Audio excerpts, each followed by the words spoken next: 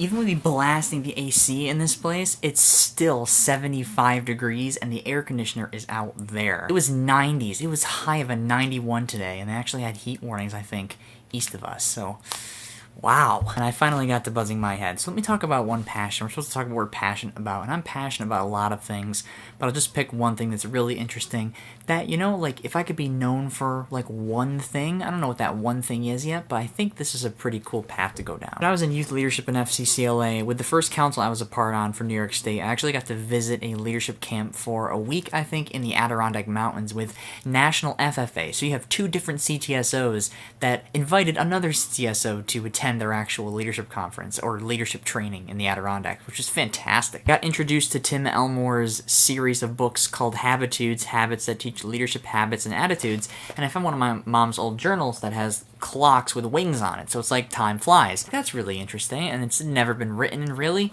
so what I decided to do was I decided to start a book of leadership images. Since I did that in 2009 now, I go back and whenever I hear something or watch a YouTube video or somebody explains a concept or I think of something similar, I'll write it down. It's just because I guess I have the mentality of learning about leadership images for such a long time that now I'm able to think of ideas or concepts and sort of form my own or pay attention to how other people see it. Also, as well, leads to other leadership images on your own that you read, and that's called a vision board.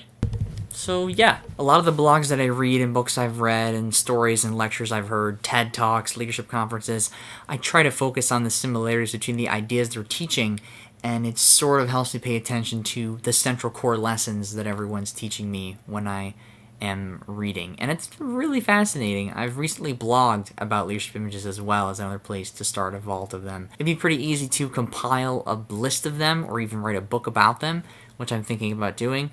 Just a good way to make ideas palpable and like tactile, like you can touch them or you can see something in the real world that gives you a sense of what the idea means and how it operates.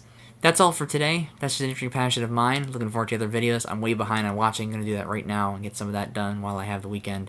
Keeping you, TFTBA, everybody Palka. Goodbye. Love your faces. See ya.